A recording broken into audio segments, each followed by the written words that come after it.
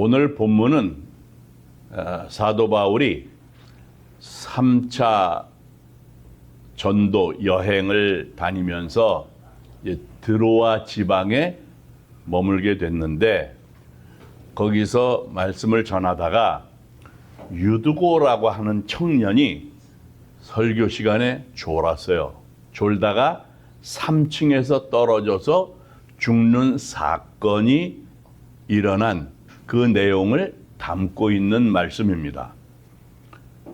이 말씀을 요즘 시대로 본다고 한다면 예배 시간에 졸다가 떨어져 죽었다는 얘기잖아요. 이거 굉장히 심각하죠. 은혜를 받으러 교회에 왔는데 이게 사람이 떨어져서 죽는 사건이 생긴다니 뭔 낭패지요. 이런 일이 생기면 이게 세계적으로 아주 탑 뉴스에 속할 만한 그런 내용이기도 해요. 그런데 시편 127편 2절에 보니까 여호와께서 그의 사랑하시는 자에게는 잠을 주신다고 하는 말씀이 있어요. 그러니까 잠이라고 하는 것은 하나님께서 주신 축복이다라고 하는 거죠. 사실 이 잠이라고 하는 것이 인생에서 굉장히 중요한 겁니다. 이 계산을 해보면 인생에 있어서 4분의 1 내지 3분의 1은 잠이에요. 잠을 잡니다. 하루에 6시간 자는 사람은 4분의 1을 자는 거고요. 하루에 8시간 정도 자면 3분의 1을 자는 거예요. 인생에서. 그러니까 잠은 굉장히 중요한 것이고 또 사람의 이 건강하고도 관계가 있단 말이죠. 장수하는 사람들을 조사해 보면 잠을 잘 잔다라고 하는 그러한 공통점이 있습니다. 잠을 잘 잔다고 하는 얘기는 뭔가면 심신이 건강하다. 그런 얘기라고요. 사람이 육신이 건강하지 못하면 잠을 잘 수가 없잖아요. 정신적으로 걱정이 많이 있어요. 스트레스가 생기고 어떤 일이 생겼단 말이에요. 그 일을 생각을 하다 보면 그 곤란한 일들, 어려운 일들, 그걸 생각하면요. 잠이 안 오죠. 밤을 꼬박새기 일수라고요.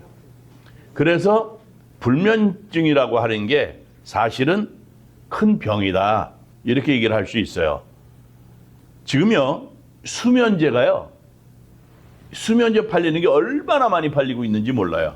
그러다 보니까 좀 더 식물성으로 좋은 거, 이런 거 잠 도와주는 이런 거 찾고 있고요. 그런단 말이에요. 그러니까 얼마나 많은 사람들이 불면증에 시달리고 있는지를 알고 있는 그러한 현상이라고요. 그래서 잠을 잘 잔다고 하는 게 아주 큰 축복인 거죠. 그런데요. 추위에, 아주 추운 겨울에 추위에 길을 잃은 조난객들, 아주 높은 산을 올라가는데 추운 때, 아주 얼음산을 올라간다거나 그럴 때 조난을 당했다든가 아니면 침상에 누워 있는데 호흡을 막 거칠게 하는 숨을 막 크게 몰아쉬어야 되는 그러한 중환자들이 있잖아요. 그러한 사람들한테는 잠이라고 하는 것이 뭔가 하면 죽음을 재촉하는 거예요. 그래서 뺨을 때리기도 하고 정신 차리라고 깨어 있으라고 큰 소리로 깨우고 하는 그런 일들이 있게 되는 거죠. 그리고 우리가 신앙생활을 할 때도 이게 예외가 아니에요. 시편 13편 3절을 보게 되면 다윗이 자기 자신이 행여 사망의 잠을 잘까 봐 두려워하는 그런 내용이 있다고요. 신앙생활을 하는 데 있어서 어떤 경우에 있어서도 잠을 자면 안 되는 거예요. 곤란한 겁니다. 우리의 영혼은 늘 깨어 있어야 된다고요. 영혼이 잠을 잔다? 굉장히 위험한 겁니다. 자, 예수님이 겟세마네 동산에서 기도하실 때 예수님이 기도하시는 그 기도는요, 생명을 건 기도였어요. 그런데 같이 따라온 제자들이 모두 다 졸았습니다. 그래서 주님께서 기도하시다가 그들을 깨우셨어요. 그런데 이 제자들이 잠에 취해가지고 아무런 소용이 없는 거예요. 그래서 예수님께서 그러한 제자들에게 뭐라고 말씀을 하셨는가 하면 어찌하여 자느냐 시험에 들지 않게 깨어서 기도하라고 말씀을 하셨다고요.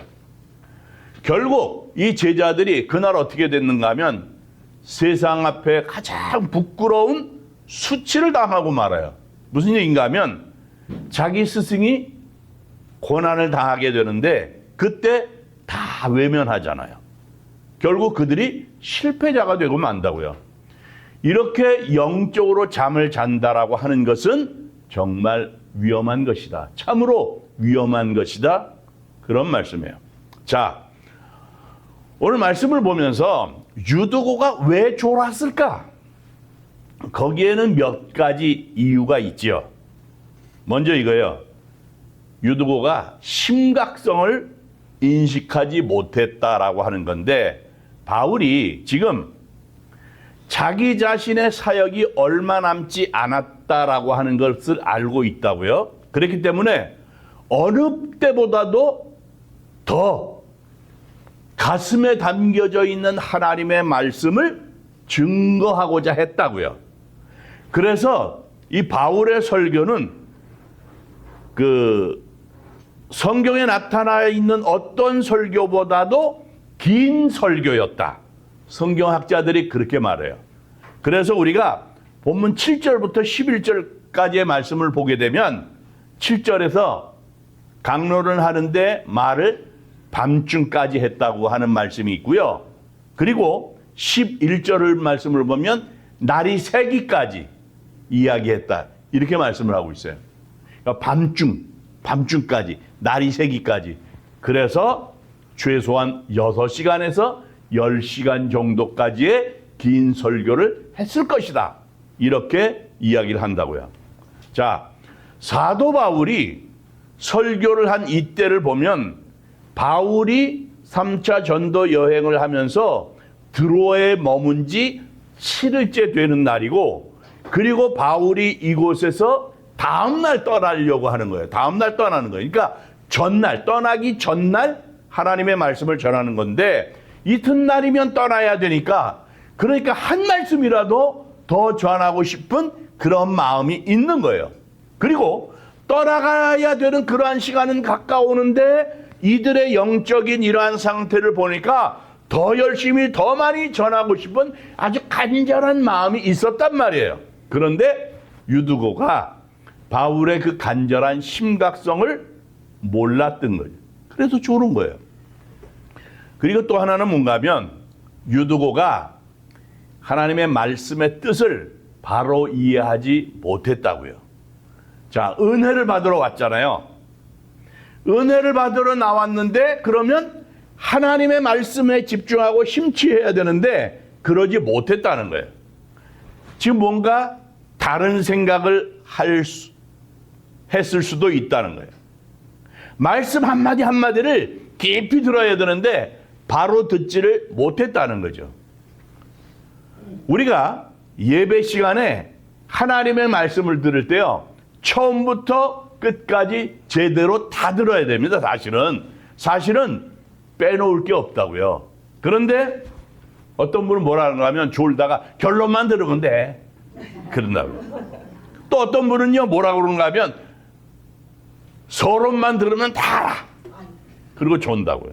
그래서 듣지를 않는 우리 친구가 신학교 다닐 때 이게 일주일에 2번 채플 시간이 있었어요. 화요일하고 금요일인데 그 채플 시간엔 다 출석을 해야 돼요. 오죽하면 출석을 잘 안 하니까 티켓을 만들어가지고 이게 출석 체크하는 거예요. 내야 돼.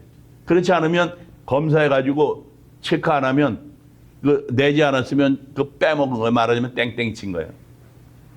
근데 화요일 금요일 체플 시간이 있기 전에 게시판에 오늘 설교 제목하고 본문하고 딱 나와요. 누가 설교하는지, 어느 교수님이, 어느 목사님이 설교하는지 다 나온다고요.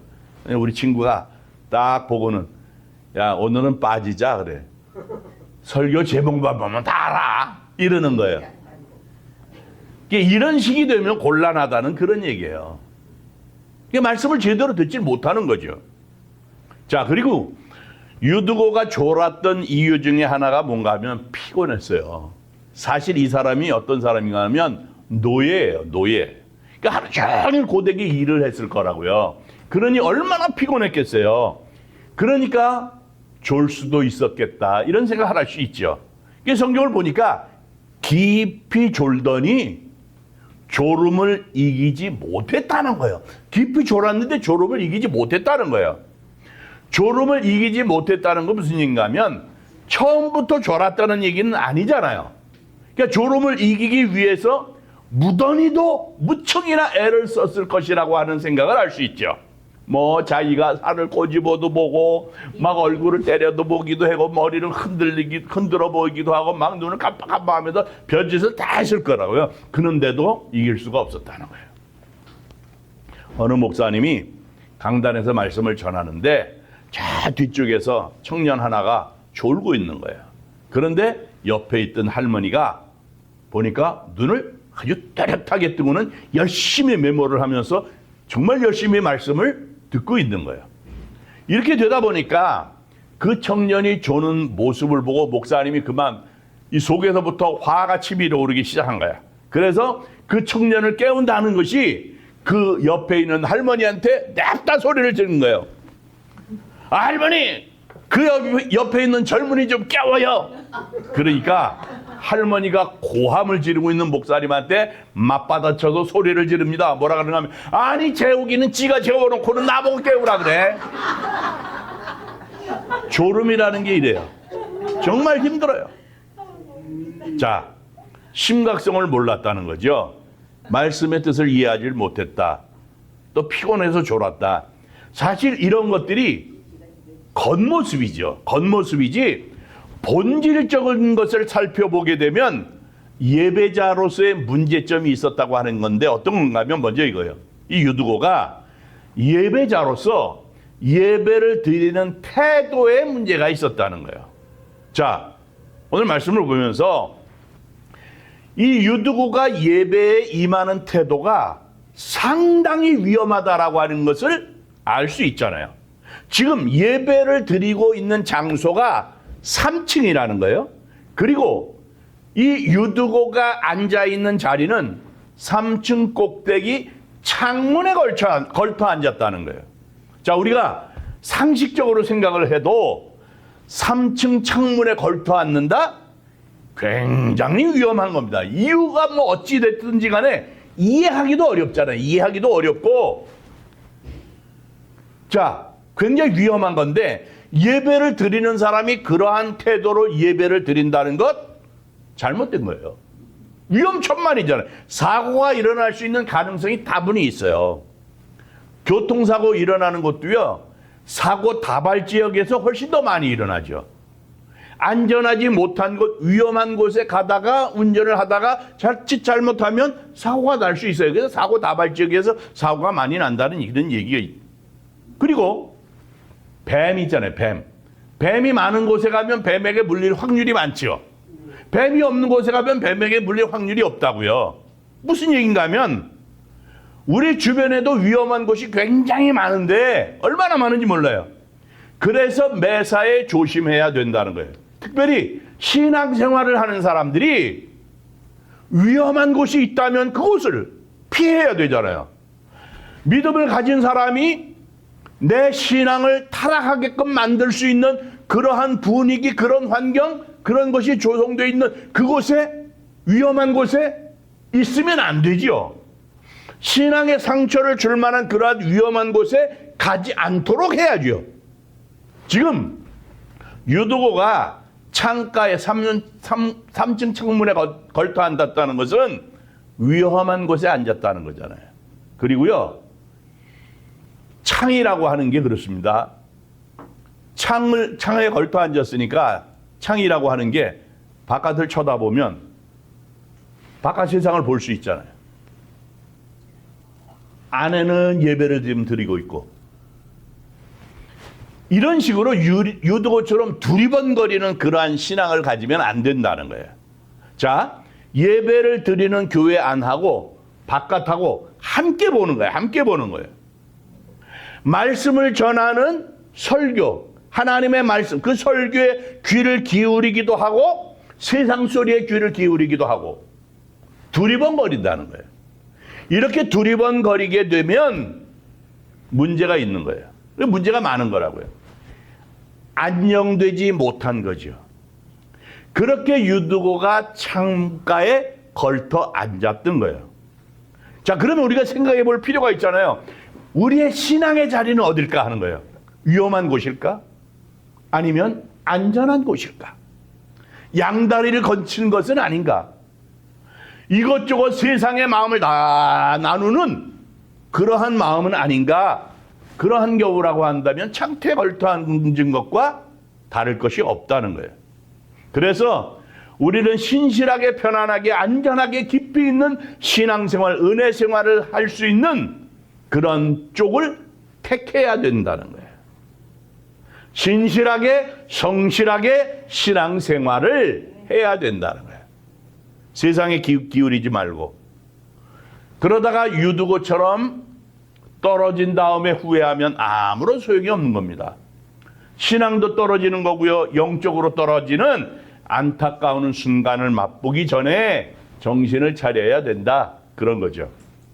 자, 그 다음에 이 유두고가 예배자로서 말씀을 듣는 자세에 문제가 있었다는 거예요. 창가에 걸터 앉았잖아요. 창가에 걸터 앉아가지고 은혜를 받을 수 있을까? 자, 같은 시간, 같은 장소, 같은 말씀을 들어도 자리에 따라서 차이가 날 수 있어요. 그런데 창문에 걸터 앉았다? 그것도 3층 창이에요. 은혜 받을 수 없습니다. 자연히 창가에 3층 창가에 걸터 앉아서 위험하기도 하지만 바깥 세상이 보이잖아요. 이 시야가 들어온다고요. 그렇게 되면 내 마음으로도 집중을 할 수가 없단 말이죠. 집중력이 떨어지게 돼 있어요. 자, 사도행전 10장을 보면 사도행전 10장에 고넬료라고 하는 사람이 나와요. 이 고넬료는 로마 군대 백부장이에요. 백부장. 이 사람이 베드로를 집에 청합니다. 그리고는 온 집안 식구, 친척과 가까운 친구들을 다 불러 모으고 베드로 앞에서 하는 말이 있어요. 뭐라고 얘기를 하는가 하면, 이제 우리는 주께서 당신에게 명하신 모든 것을 듣고자 하여 다 하나님 앞에 있나이다. 이렇게 얘기를 했어요. 자, 지금 베드로 앞에 있는 거예요. 베드로 앞에 있으면서 하나님 앞에 있다고 백부장 고넬료가 얘기한 거예요. 당신은 자연인, 그냥 인간 베드로이지만 당신이 하는 말은 하나님의 말씀이니까 우리는 지금 다 하나님 앞에 있는 것입니다. 이런 모습을 보였단 말이에요. 그런 자세로 하나님의 말씀을 대하게 되니까 그 시간에 모두가 다 성령의 충만함을 받고 세례를 받았다고 그랬어요. 요한복음 4장에서 하나님은 영이시니 예배하는 자가 영과 진리로 예배할지니라 그랬다고요. 하나님과 인간의 가장 훌륭한 만남은 어디서 나타나는가 하면 예배에서 나타나요. 그러니까 하나님과 인간의 가장 귀한 만남, 그 훌륭한 만남은 그 이루어지는 그 방법은 그 만남이 이루어지는 것은 예배를 통해서 된다는 얘기예요. 그래서 기독교는 예배의 모범을 중요시하는 거예요. 예배에 충실하지 않잖아요. 예배에 충실하지 않으면 교회 오나 많아요. 예배에 충실해야 된다고요. 록펠러는 어머니의 말씀을 따라서 예배 생활에도 충성했던 사람인데 그 중에 하나 뭔가 하면 맨 앞자리에 나와서 이 사람이 예배를 드렸다는 거예요. 자, 중세기에요. 교회가 막 내리막길을 걸었어요. 몰락해 갔다고요. 왜 그랬는가 하면 예배 모범이 잘못돼서 그랬어요. 설교하는 말씀의 시간을 거의 없애버렸어요. 그리고 사람들이 알아듣지 못하는 라틴어로 몇 마디 하고 말았어요. 그리고 그냥 의식 중심의 그러한 예배 형태를 가졌다고요. 그러다 보니까 신앙이 자라지 못하는 거예요. 무슨 얘기를 하는지, 무슨 말씀을 하는지 알아듣지도 못하고. 그러다가 종교개혁이 일어난 거예요. 그러니까 지금 유두고가 창틀에 걸터 앉았다는 것, 걸터 앉아 있는 그러한 자세로는 하나님을 만날 수가 없다는 거예요. 예배라고 하는 것은 내 영혼을 하나님의 말씀 앞에 집중하는 거예요. 하나님의 말씀에 내 영혼을 집중하는 거예요. 그렇다고 한다면 유두고처럼 좋을 수 없는 거죠. 산만해질 수가 없는 거죠. 자, 보세요. 오늘 이 사건이요, 말씀을 듣는 도중에 일어났다고요. 다른 성도들은 바울의 설교를 듣고 있는데 굉장히 오래 했잖아요. 근데 시간 가는 줄 모르고 이 사람들은 들었어요. 설교가 길었지만 아무도 조는 사람이 없었는데 유두고만 졸았단 말이에요. 우리가 시편 42편 1절을 보면 사슴이 시냇물을 찾기에 갈급하다 그러잖아요. 사슴이 목이 마르면 물을 마시기 위해서 시냇물을 찾기에 막 갈급해서 막 뛰어다닌단 말이에요. 그런 것처럼 우리의 영혼이 정말 목이 너무 말라가지고 그 시냇물을 찾는 것처럼 아주 목마름으로 아주 갈증을 느껴서 아주 갈급해하는 마음을 가지고 하나님의 말씀을 들어야 되는데 그렇지 못했다는 거예요. 하나님의 말씀을 소홀히 했다는 그런 얘기라고요. 존다는 게 뭔가면, 존다는 것, 잠자는 것 세 가지 의미가 있습니다. 이게 뭔가면 아무것도 하지 않는다, 아무것도 모른다, 정신을 차리지 못한다, 이런 뜻이 있어요. 아무것도 하지 않는다, 아무것도 모른다, 정신을 차리지 못한다. 말씀을 드렸지만 시편 13편 3절에서 사망의 잠이라는 말이 나와요. 여호와 내 하나님이여 나를 생각하사 응답하시고 나의 눈을 밝히소서. 두렵건대 내가 사망의 잠을 잘까 하오며 그랬다고요. 잠이라는 게 뭔가 하면 자아를 상실한 상태예요. 지금 우리의 모습하고요, 잠잘 때의 모습이 완전히 다르잖아요. 아무리 단정하고 정숙해 보이는 사람이라고 할지라도 잠잘 때 상태가 다를 수 있어요. 잠잘 때 코를 심각하게 골면서 입을 벌리고 침을 흘리고 하면서 그러한 잠자는 모습을 보이는 사람이 있습니다. 그런 사람들한테 왜 잠잘 때 그렇게 입을 벌리고 코를 골면서 그러고 자느냐고 그러면 내가 언제 그랬느냐고, 나는 안 그런다고 사람들이 그렇게 얘기를 합니다. 잠이 들면 자기 자신에 대해서 몰라요, 그러는지. 근데 저는 알아요. 왜? 주변에서 얘기해 주니까. 네, 알아요. 이 제 모습이거든요, 이게. 자, 자기를 상실한 상태에서의 육적인 잠. 잠을 자면 이렇게 몰라요. 아무것도 모르고 아무것도 안 하는 거예요.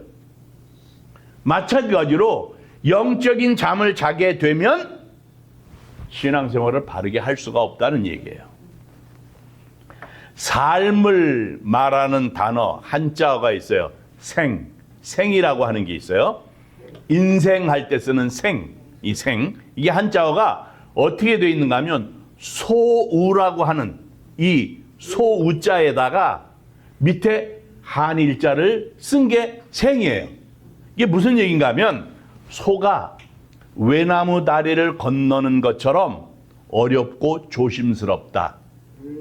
삶이라는 게 그러네. 인생이라는 게요, 소가 외나무 다리를 건너가는 것처럼 힘들고 어렵다는 거예요. 그만큼 살기 어려운 게 우리 인생이에요. 그런데 어떻게 그 외나무 다리를 소가 걸어가는 것처럼 어려운데 세상을 살면서 졸면서 살 수는 없다는 거죠. 공부하는 학생이 학교에서 존다고 한다면 공부를 제대로 할 수 없죠. 그리고 직장 생활하는 사람이 직장에서 막 존다 그래봐요. 누가 좋아하겠어요? 예배 시간에 마찬가지. 제대로 예배를 드리지 못하는 거예요. 졸면서 믿음의 승리자가 될 수 없다. 유두고처럼 그래서는 안 되겠다는 거예요. 사도 바울이 그래서 고린도전서 16장 13절에서 뭐라 그런가 하면 깨어 믿음에 굳게 서서 남자답게 강건하라고 그랬어요. 로마서 13장 11절에서는 또한 너희가 이 시기를 알거니와 자다가 깰 때가 벌써 되었나니 이는 이제 우리의 구원이 처음 믿을 때보다 가까웠음이라 이렇게 말씀한다고요. 그리고 우리 주님 예수님께서 마태복음 24장 42절 43절에서 어떻게 말씀하는가 하면 그러므로 깨어 있으라 어느 날에 너희 주가 임할는지 너희가 알지 못함이니라. 너희도 아는 바니 만일 집주인이 도둑이 어느 시각에 올 줄 알았더라면 깨어 있어 그 집을 뚫지 못하게 하였으리라 이렇게 말씀하셨어요. 그래서 주님의 말씀대로 정신 차리고 깨어 있어야 된다. 말세가 되니까 어떻게 하라고 그랬어요? 깨어 있어서 항상 깨어 있으라 그래요. 기도하고 깨어 있으라 그래요. 사람이 집중하면 옆에서 시끄럽게 해도 상관이 없어요. 그래서 집중이 안 되면 다 신경이 쓰이잖아요. 그래서 하나님의 말씀에 예배를 드리는데도 집중을 해야 된다는 거예요. 하나님의 말씀에 집중해야 된다는 거예요. 다른 성도들은 다 집중하는데 유두고는 재미가 하나도 없었던 거예요. 빨리 안 끝나나. 끝나기만 기다리는. 그러다가 유두고가 3층에서 떨어졌어요. 그래서 하나님의 말씀을 더 깊이 사모해야 되겠다. 거기에 힘이 생기는 거예요. 다윗이 시편 19편에서 뭐라 그러는가 하면 금, 곧 많은 순금보다 더 사모할 것이며 꿀과 송이 꿀보다 더 달도다. 하나님의 말씀이 그렇다는 거예요. 여러분, 우리가 한번 생각을 해보자고요. 우리 예배는 과연 어떤가? 정말 내 영혼 깊은 곳에서 막 울려나오는 그런 감동이 있는 그런 예배를 내가 하나님 앞에 드리고 있는가? 그리고 그 하나님의 말씀이 나에게 들려질 때 하나님의 말씀이 내 속에서 열매가 돼서 싹이 트고 그러면서 정말 내가 하나님의 말씀대로 살아가겠습니다라고 결단하고 다짐하는 그러한 헌신이 있는가 하는 거예요. 내가 그리스도인이 됐다라고 하는 이 사실, 이것이 내 주변 사람들에게 영향력을 주는, 선한 영향력을 주는, 정말 매력을 주고 있는 그런 것인가 생각해 봐야 된다는 얘기죠. 우리의 예배가 성공하지 못하면 분명 열매도 없다라고 하는 것을 생각할 수 있어야 됩니다. 그렇기 때문에 사실 우리는 하나님 앞에 드리는 예배에 생명을 걸어야 돼요. 인생을 걸어야 돼요. 예배 시간에 하나님의 은혜를 받아야 됩니다. 말씀 앞에 우리의 삶을 다 내려놓고 십자가의 보혈의 강에 그 은혜의 강에 우리의 몸을 던지고 우리의 영혼을 던질 수 있어야 됩니다. 그래야 사는 역사가 나는 거예요. 보세요. 3층에서 떨어진 유두고를 보니까 죽었다고요. 그런데 오늘 이 사건을 우리에게 보여주는 것이 무언가 하면 이 죽은 자를 사망의 권세에 맡기지 않았다는 거예요. 부활의 주님이 그를 다시 살리셨다고요. 오늘도 마찬가지예요. 역시 우리 주님께서는 우리의 병든 영혼, 시험에서 허덕이고 있는 우리의 삶, 우리의 예배 가운데 오셔서 우리를 새롭게 하시기를 원하십니다. 그렇기 때문에 우리는 바로 이 시간, 이 사건을 통해서 깊이 생각을 해야 될 줄로 믿습니다. 예배자로 와서 하나님 앞에 모든 것들을 다 맡기고 하나님의 뜻대로 살아가기로 다짐하며 결단하는, 주님을 온전히 바라보는 그러한 신앙인이 되어야 되겠다는 거예요. 사업이 중요하고 돈도 중요하고 건강도 중요하고, 그렇지만 무엇보다도 중요한 것은 우리의 영혼이 사는 거라고요. 생명이라고요. 생명이 살아나는 역사. 예배를 드릴 때마다 살아나는 역사가 있어야 될 줄 믿습니다. 우리의 믿음이 살아나야 되겠고요. 우리의 영혼이 살아나야 되겠습니다. 새 힘이 넘치는 그러한 시간이 돼야 되겠습니다. 그러기 위해서 깨어서 하나님 앞에 예배하는, 깨어서 하나님 앞에 우리의 열정을 다하여서 우리의 중심을 다 들여서 하나님 앞에 예배하며 우리의 인생을 걸은 그러한 예배의 승리자들이 되시기를 주님의 이름으로 축원합니다.